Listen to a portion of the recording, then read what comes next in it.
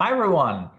Thanks so much for having me, Miles, as part of the CIO Chat Live for a virtual keynote here. What I would like to talk about is some key messages of a new book that I wrote together with Jeannie Ross and Cynthia Beath.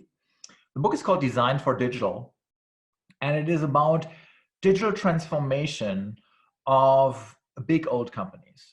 And we say big old with lots of love, believe me. So traditional companies, when they go through a digital transformation, what does that mean? And what does it take? What do they need? What capabilities do they need to develop to be successful in that? And I would like to start with a question.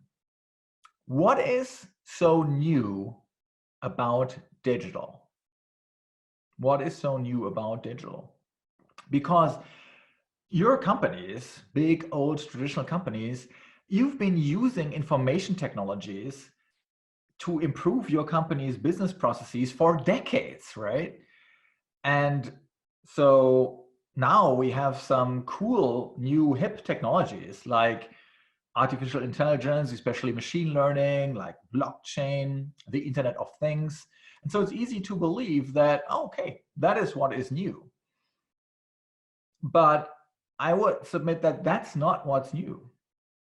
What's new is that these technologies are now moving beyond supporting your company's business processes, and they're moving into your company's offerings, into your company's products and services, and they enable you to provide new value propositions to solve problems for your customers that your company wasn't able to do before.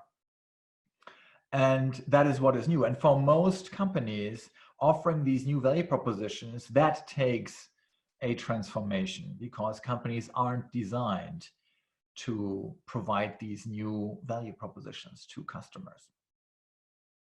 In fact, what we see happening is that there are two transformations going on at big old companies, sometimes at the same time. They're both business transformations, and they both involve digital technologies. But that's about what they have in common. Everything else is different. One of those transformations we call becoming digitized, and the other one we call becoming digital.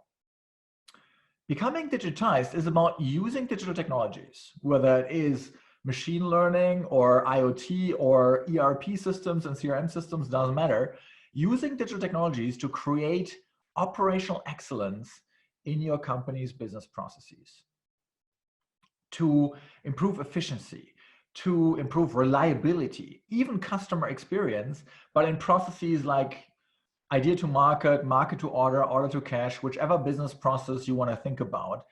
This is what becoming digitized is about. And it is what companies have been, big old companies have been working on for decades, right? And it's important. It is targeting substantial improvements in business performance, but it is not new. It takes transformation, so don't get me wrong, this is tough and important for companies, but it's not what is new for companies. What is new is becoming digital.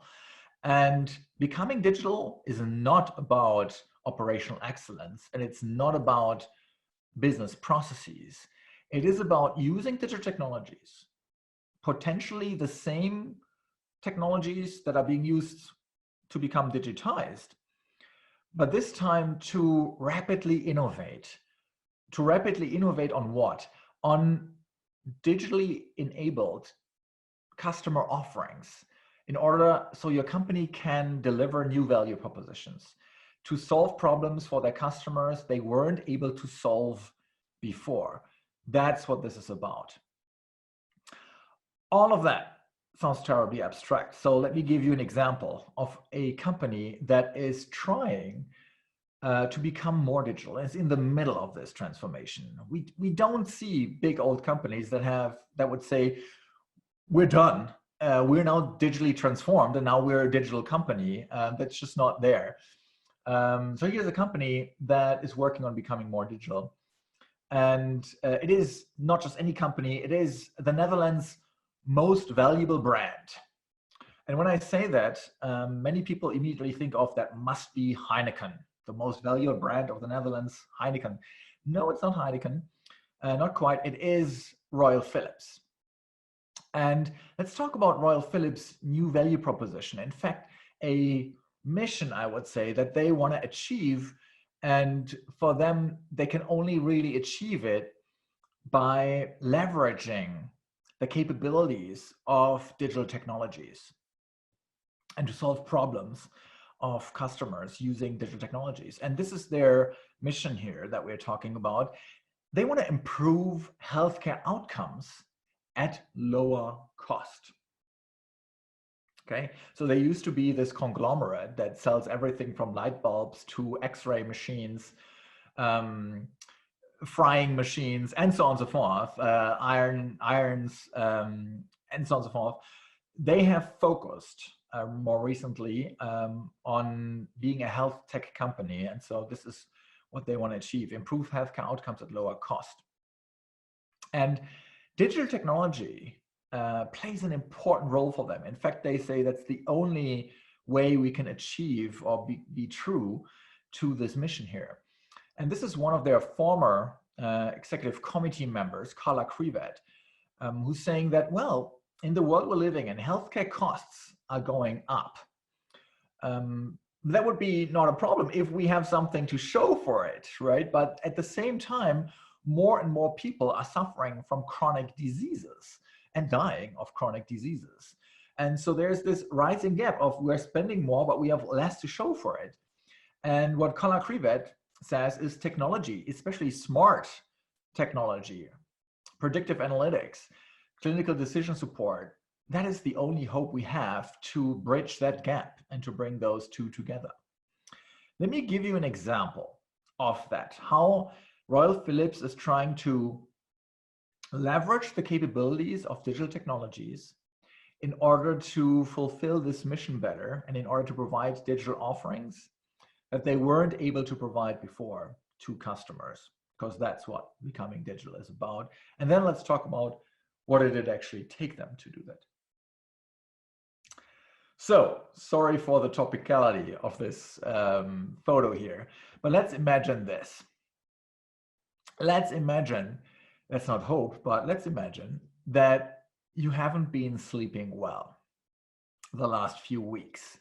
And it wasn't because you were so excited about CIO Chat Live, which is a reason to be excited, but not to not sleep well. So you haven't been sleeping well. And so because you haven't been sleeping well, your days have been miserable, right? You feel tired, exhausted, you can't concentrate.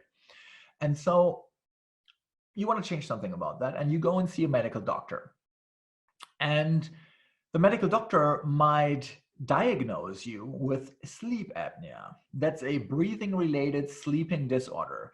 Your brain doesn't get enough oxygen, and so it makes you wake up and say, like, hey, breathe. And that's exactly what you're doing there. And so she might prescribe you a CPAP device. And you see a CPAP device, continuous positive air pressure device. You see one here on the slide.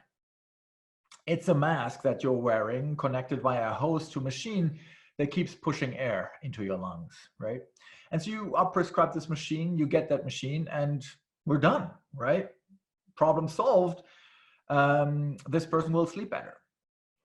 Well, unfortunately, for many, many people, that is not the case. This is not how it works out. Because people buy these machines and then try them out for the first night, and they don't sleep better.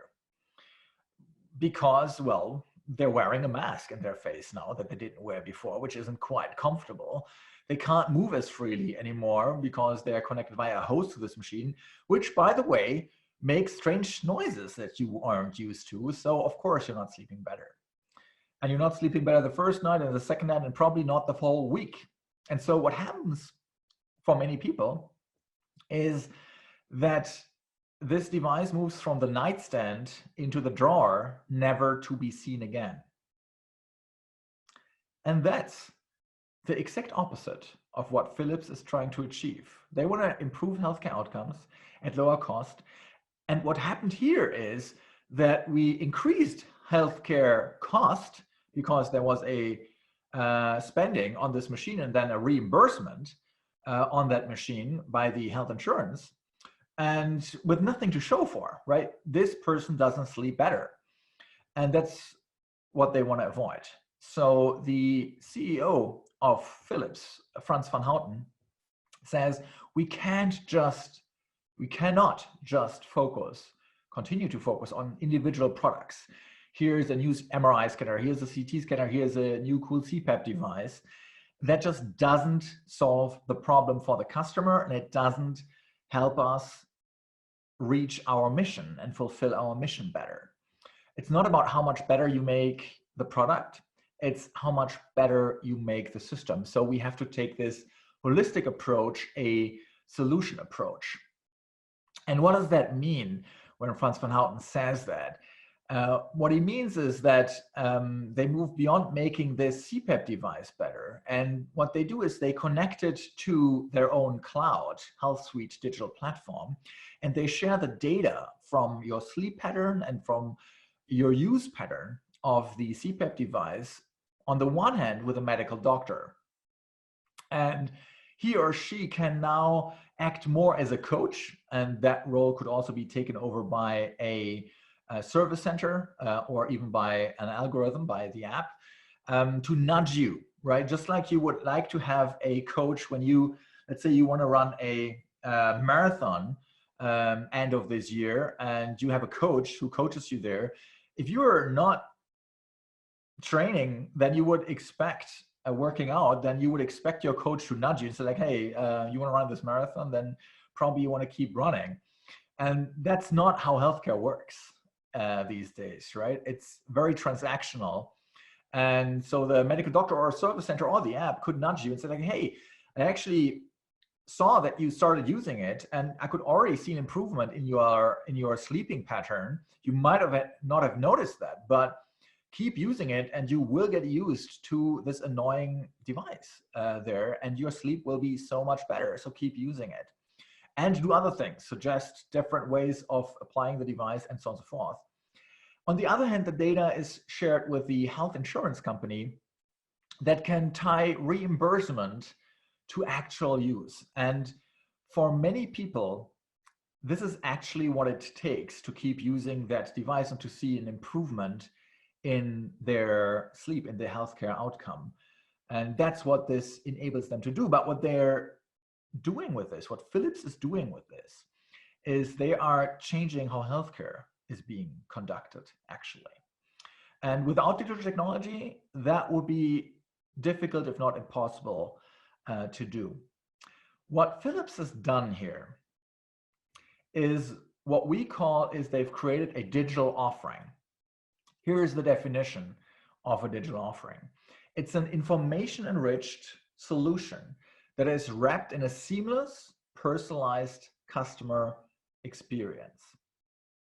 So clearly you see at the Philips example, the information-enriched and more seamless part. A digital offering is much more than just a product with an app.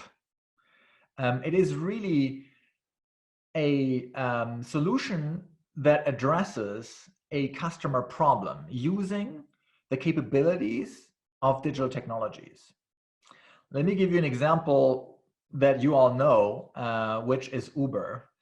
Uber isn't offering a new product, right? They get us from A to B, and that service has been around for hundreds of years in some form, getting people from A to B. But what they have done is they've addressed the pain points of customers. Now I live in Germany, and I'm living in a relatively small city, and we don't have Uber because Germany is great at protecting the past from the future. So I'm using cabs, and there is no app for that, okay? At least not in the city here. And so I'm using regular cabs. So I call them on a Sunday night to be picked up Monday morning. And when I'm standing there at 6:30 a.m. waiting for the cab, I'm of course wondering, did they forget about me? How much is this going to cost? Can I pay with credit card? That's actually not a question, because I know I can't pay with credit card. I have to pay in cash. But all of this, these are pain points that customers had with cabs. And all of that was addressed and taken away by Uber. I can see where the cabs are. I can order them. I don't have to worry about payment, and so on and so forth. So that is what makes a digital offering. It addresses problems you weren't able to address before using the capabilities of digital technologies. You can think of a digital offering as the intersection between what customers desire, what they want, and what is actually possible because of the powers of the capabilities of digital technologies. And getting to that overlap, what can you actually also, your company, do with the power of digital technology, and what do your customers want? You will find that intersection between the two only iteratively, right? You don't always get there immediately. You have to experiment a lot, and we'll talk about that. Because the question is, of course, how can we develop those? But maybe before we go there, you might want to ask yourself, if your company could address one customer pain point by leveraging the capabilities of digital technologies, which pain point would that be? If you could make a wish, so like, I want to address that pain point in our company, which one would it be? And that would be a great starting point for developing a digital offering for your company, addressing customer problems that you couldn't address before and now can because of digital technologies. So what would it take to do that is, of course, the next question. Let's take a look at Philips and what they had to do to make this work. And here's Franz van Houten again, and he says, well, we had to change the way we worked. We had to change responsibility. He's talking about the entire behavior and hence also the culture of the company that had to change. For example, we had to be prepared to work more together and especially much more with the customer than we were used to. So in other words, what we call this, well, they had to go through a transformation, and we call this digital business design. In fact, Franz van Houten and his executive committee are as close to an organizational designer as we've seen in any of the cases that we studied. Digital business design, this is the definition for digital business design. It's the holistic organizational configuration or reconfiguration for big old companies, of course, of people, processes, and technology. So it's not just about technology here, even though we're talking about digital offerings, but it's also people and processes. And even those three are not new, right? So these have to change if you digitize as well, if you're going digital. But what's the new thing here? Well, it's the holistic organizational configuration of these three in order to be able to define value propositions and deliver new offerings that are made possible by the capabilities of digital technology. So you're reconfiguring your organization, people, process, and technology in order to be able to identify and deliver these new digital offerings, as the example from Philips shows, to be able to deliver something you weren't able to deliver to your customers before. That's what digital business design is for. We are seeing big old companies working on 5 building blocks in order to design themselves for digital. Each of those building blocks, there are 5 of them. Each of them, think of them as a organizational capability. Each building block is an organizational capability that companies need if they want to successfully identify and deliver these new digital offerings for new value propositions. And I want to talk you through those 5 capabilities, organizational capabilities, combinations of people, process, and technology, by framing them as questions. 5 questions that every big old company needs to answer if it wants to become more digital, meaning if it wants to successfully identify and offer these new value propositions powered by digital. Here's the first one. Do you know what your customers value and are willing to pay for when it comes to digital? And the answer for most big old companies is no, we don't know. The honest answer for most big old companies is no, we don't know. Big old companies, by definition, had decades to identify what their customers are willing to pay for and what makes a great product, right? When it comes to their traditional products. Take Porsche, for example. I'm from Germany. I have to talk about German car companies at some point. So Porsche had decades to find out what makes a decent sports car. And I guess they're getting close to that, right? But that doesn't apply to digital offerings. That insight doesn't apply to digital offerings. And they didn't have decades to find that out. And so the best way to develop what we call shared customer insight is to experiment a lot and to do that together with your customers, co-create with your customers. To give you one example from Philips, coming back to our Philips case, Philips had to find this out the hard way. And so they are a proud engineering companies. Lots of engineers, they've been the patent leader multiple times in the past, most patents filed in Europe. And so they developed a product that they were convinced would help them to fulfill their mission of improve healthcare outcomes at lower cost. And these were sensors, biosensors that you can attach or provide to a patient and hence send them home earlier after, for example, a surgery. Some patients you will be able, if you can still monitor them, you can send them home earlier. And so the hope, of course, is that they get well sooner because they are in a familiar environment, and at the same time lower cost because they don't have to stay in a hospital and occupy a hospital bed. So they started lots of pilots with these sensors and gave them to hospitals.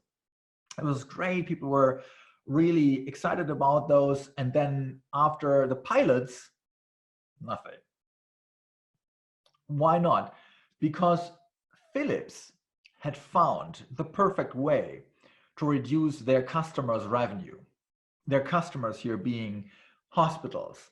If you're a hospital, then your revenue also comes from having beds occupied. And what this product of Philips does is you can send them home earlier, so you don't have a bed occupied. It's like a hotel where you're saying, well, you know what, I'm going to not stay for 5 days, I'm only going to stay for 2 days, and that cuts into the revenue. So what that shows is that in the healthcare industry, while everyone violently agrees with that overall mission, yeah, let's improve healthcare outcomes at lower cost, not everyone is incentivized to actually do that. And what Philips does is they have created a methodology and a process called Health Suite Labs. And this is a number of workshops where they get together lots of different stakeholders. It's not just their customers, being hospital CEOs, medical doctors, nurses, but it's also patients, it's policymakers, and it is representative from healthcare companies, healthcare insurance companies. And so together, they apply design science, design thinking methodology, and they've created their own version of that. And they run a number of workshops, and they first want to find out what is the problem that we're trying to solve, that we all agree actually is a worthwhile problem to solve, and then how can we solve that? Or at least find an idea of how to solve that. There's lots of work that goes in there, lots of experts from Philips. None of them is allowed to sell. Selling is forbidden. Of course, the hope is that at the end of this, Philips is being chosen as a company, as a partner that helps to implement that solution that has been identified. But it's not they wouldn't call this a sales process, but I would call it a combination of product development. This is where they learn about what works for their customers. So it's about product development, solution or offering development, and sales to some degree, because they're positioning themselves as the partner who can actually provide that solution. So it's co-creation and experimenting a lot on what works and what doesn't. Now, the problem with experiments and big old companies is that you don't want to take a long time to run experiments, of course, right? I mean, you don't want to take 3 years and spend 50 million euro or dollars just to find out that, well, this didn't work. So you want to go fast. And the problem with going fast is that big old companies that go fast, they are creating a mess. And all of you listening here, you know this. Philips had in 2013 roundabout, they had more than 10,000 different applications supporting all of their different or slightly different variations of processes, right? They had given so much freedom to their product managers because they wanted to go fast, that they all created not only their own products, but also their own processes for onboarding customers, for invoicing customers, and of course their own system supporting all of these processes. So this is a complex mess that they had at this point in time, and on the side of their processes. But this time, unless we do something about it, we're going to recreate that mess, that what we love to call legacy mess, right? Complex IT architectures and process architectures. We're going to recreate that, this time not in processes, this time in your customer-facing offerings. And having dozens of not integrated, incompatible IT systems on the offering side is guaranteed to not create a seamless customer experience. So the second question here is, how can you rapidly build those digital offerings and run these experiments without creating a mess? And what we see many companies use and build are digital platforms. There are collections, repositories of digital components on the infrastructural level, on the data level, on the technology level, and on the business level that are being reconfigured, right, put together to create a new offering. It's the Lego dream that we've all had. This time, hopefully moving closer to reality. You don't want to reinvent the wheel for every digital offering, for every experiment. Whenever a digital offering needs to analyze customer data in a certain way or onboard a customer, you don't want to recreate that or have each digital offering recreate that. You want them to use these shared components instead of reinventing the wheel. Philips has developed the Health Suite digital platform, HSDP, and most of their connected products are sharing data on that digital platform, whether it is the toothbrush that is connected or whether it is an MRI scanner. They are sharing the data in the cloud. It's AWS based. And they also share functionality like certain analytics functionality. Of course, there's lots of functionality that is not being shared, but it's unique to an offering, and that then doesn't go into the digital platform. But the digital platform is supposed to enable you to rapidly innovate without creating a mess. That's what it's about. The next question is, once you have this digital platform, are you the only ones? Is your company the only company that is going to use that digital platform? Or to put it differently, is your company going to be able to develop all of these solutions for all of these offerings and all of the components all by themselves?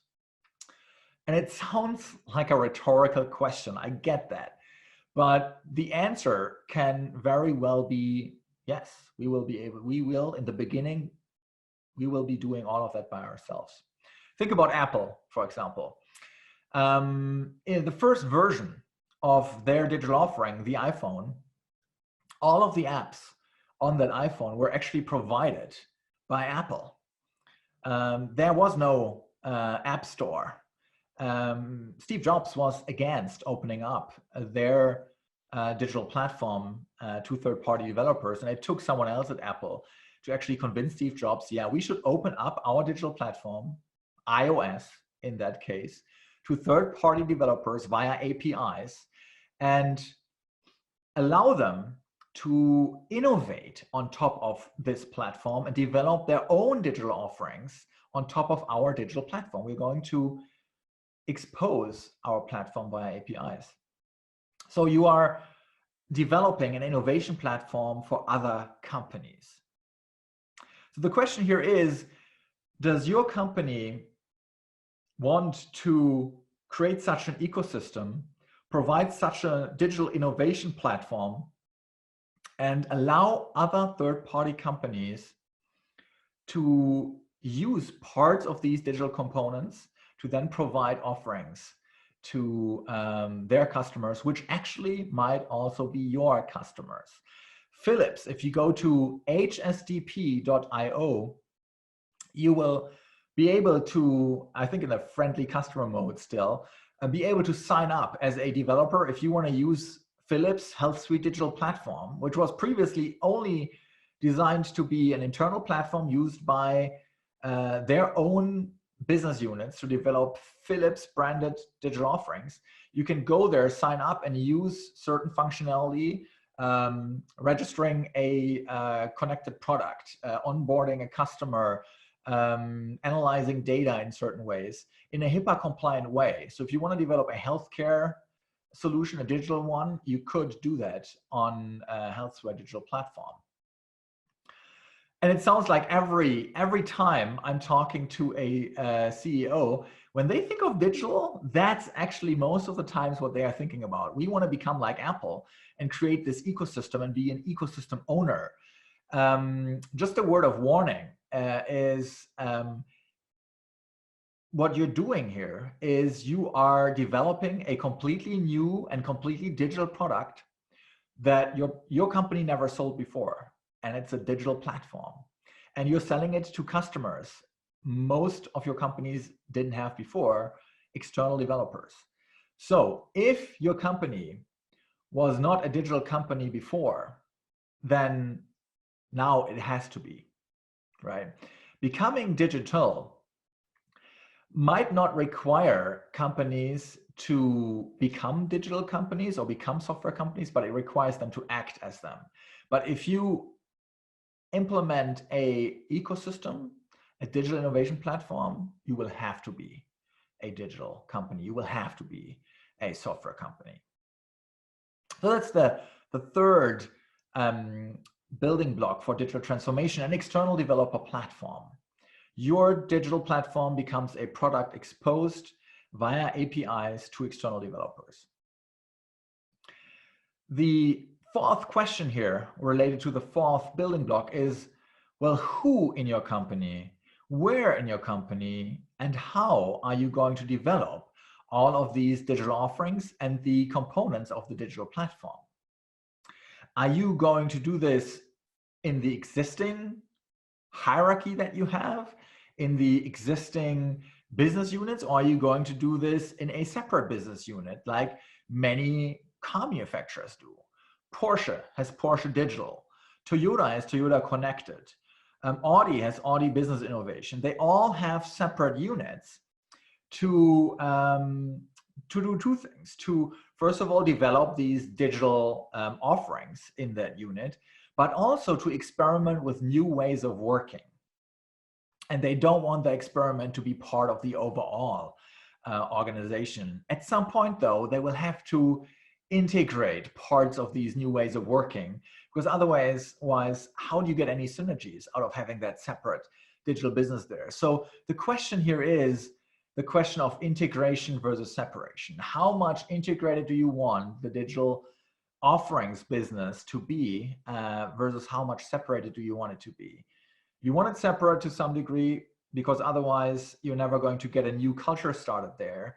but you want it integrated also because otherwise it will feel like an orphan cast off, and it won't produce many synergies.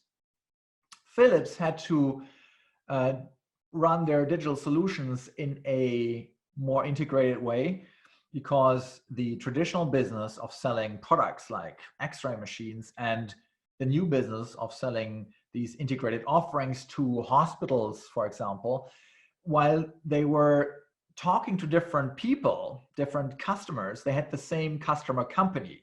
So if you're selling an X-ray machine, you might be talking as a salesperson to the head of the radiology department about new features of the X-ray machine. And that's exactly what happened. And you might actually walk out of that meeting with a sale and you're selling new X-ray machines. Great. But at the same time, the Philips digital solutions team was talking to the hospital CEO about how can we improve patient flow through the hospital, including the radiology department. And they said, hey, let's have a Health Suite Labs co-creation session here.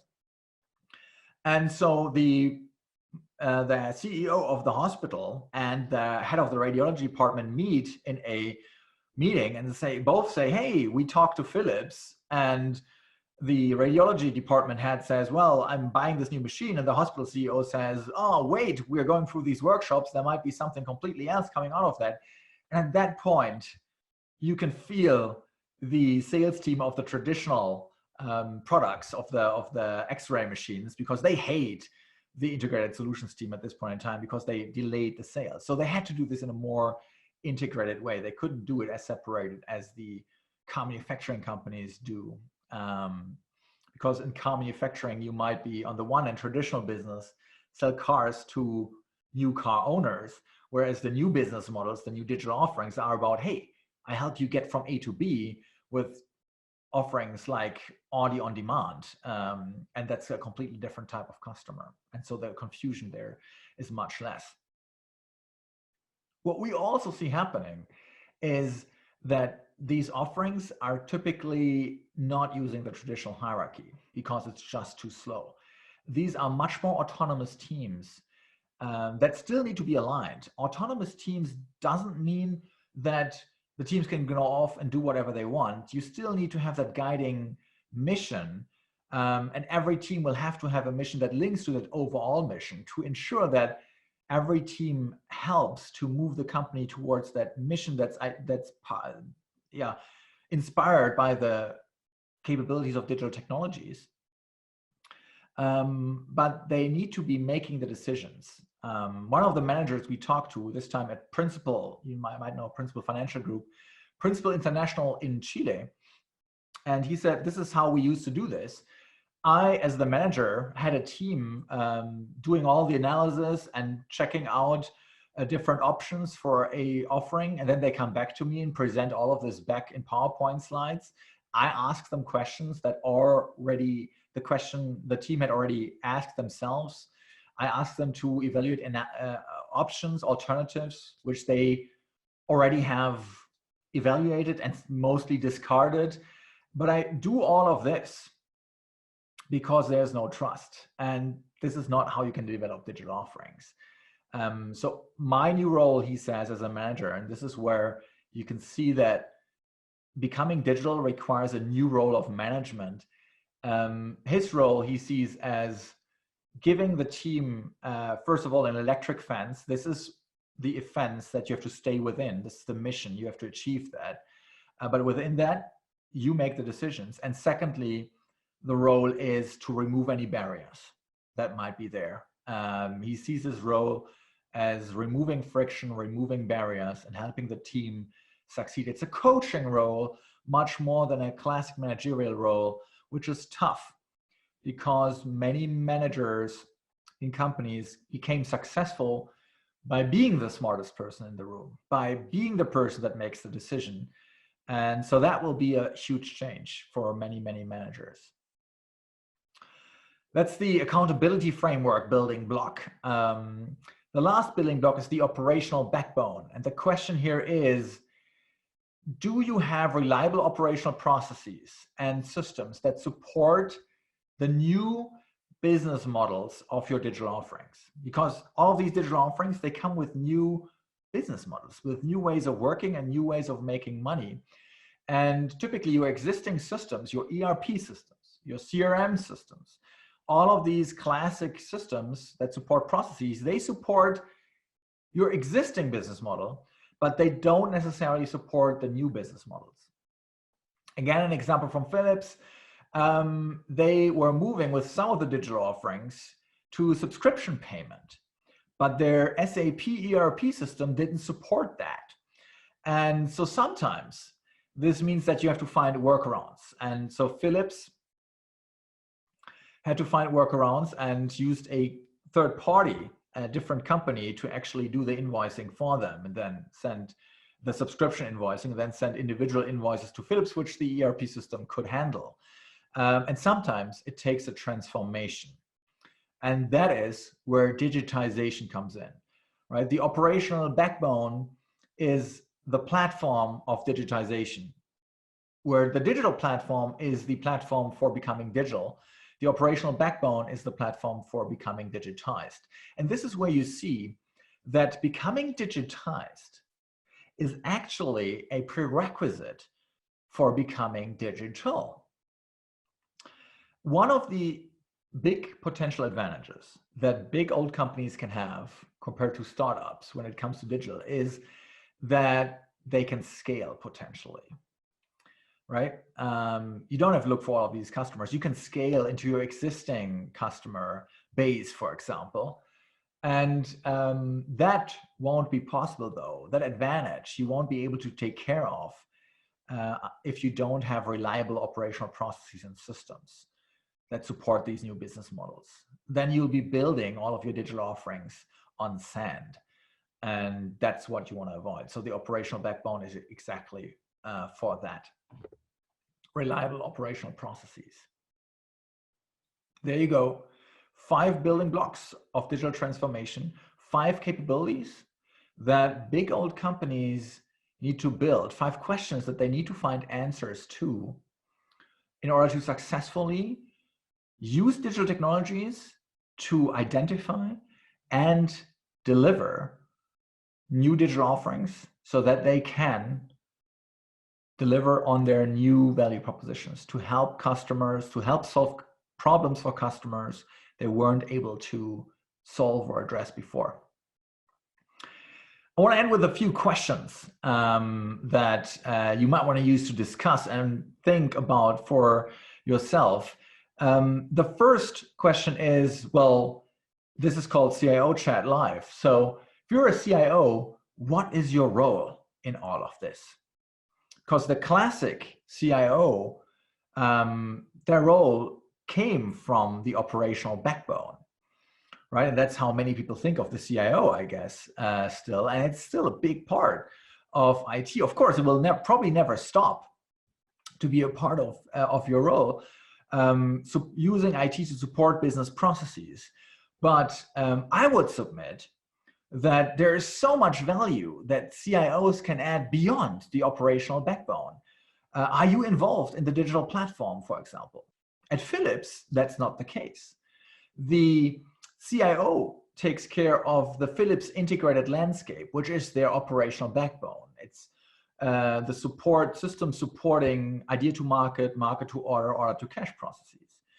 The digital platform, Health Suite digital platform, that is under the Chief Innovation and Strategy Officer, who used to be the former CIO, Jeroen Tass is his name. And so that's where the digital platform is, but that is not how it has to be. In other companies, it's actually integrated under the CIO. So what is your role there? Are you going to run a product unit that is going to offer this digital platform to external developers, or is that a separate unit? What is your role in that? How can you help your organization to generate customer insight and share that across the organization, given that IT is one of the few units that look across all of these initiatives and can share the customer insight? So how do you help your organization? Can you help your organization adapt design thinking, agile methodologies to develop more rapidly these digital offerings? All of these is where I think CIOs can be involved big time, and it adds so much value. And I think it would be really, really cool if you could help your non-IT colleagues in your organization to become chief organizational designers or chief digital designers, chief digital business designers of their companies. That would be so much value, I think. So the first question, what is your role? Looking at these 5 building blocks here, which ones are you involved in and how? And the second question is that I want to pose is, which one is your biggest obstacle for digital transformation? So which one of those keeps you from moving faster, quicker, more impactful in your digital transformation? Which one of these 5? You want to take a moment to think about that and just pick the one where you think like, if I could address certain issues with that building block or build that out more, that is what would help me to move faster. I'll give you, if you don't want to see the answer, pause the video at this point in time. The answer, which of course is not the answer for your company, that is a very individual one, but we asked 150 big old companies that question, what is the biggest obstacle for your enterprise's digital transformation? And most of the companies answered with, well, it's the operational backbone, followed by the accountability framework, shared customer insight, and the last one is external developer platform. Why is the external developer platform the last one? Because companies aren't that far yet. Big old companies, not many of them are actually offering an ecosystem powered by their digital platform and allow third parties to develop their offerings on top of their digital platform exposed via open APIs. Very few companies are there at this point in time. Here's some data from that same survey that we did. What you see is the maturity of the 5 building blocks. The operational backbone is not only the biggest obstacle, but it's also at the same time, and that might sound contradictory, but it's not. It's the most mature of the 5 building blocks. Of course it is, right? Because companies had decades to work on the operational backbone. It doesn't mean that it's solved or addressed, still the biggest obstacle, but it's also the most mature one, followed by digital platforms, and then the accountability framework, shared customer insight, and then the external developer platform. Only 13% of those 150 companies said that they had a mature external developer platform. Only 2 said it's really highly mature. But you can also see is that overall, companies are working on almost all of these digital building blocks. So there you go, 5 building blocks, 5 questions that need to be answered. I hope that this keynote here, but also that going further after this keynote, our book can help you to find the answers for your company, what the answer to each of the 5 questions of the 5 building blocks are going to be. I totally agree, of course, with Meg McCarthy here on her praise for the book, especially the lower sentence there, but I actually mean the first sentence. Not all companies are born digital, but all of them will have to offer customers new digital value propositions or risk disruption from those who will.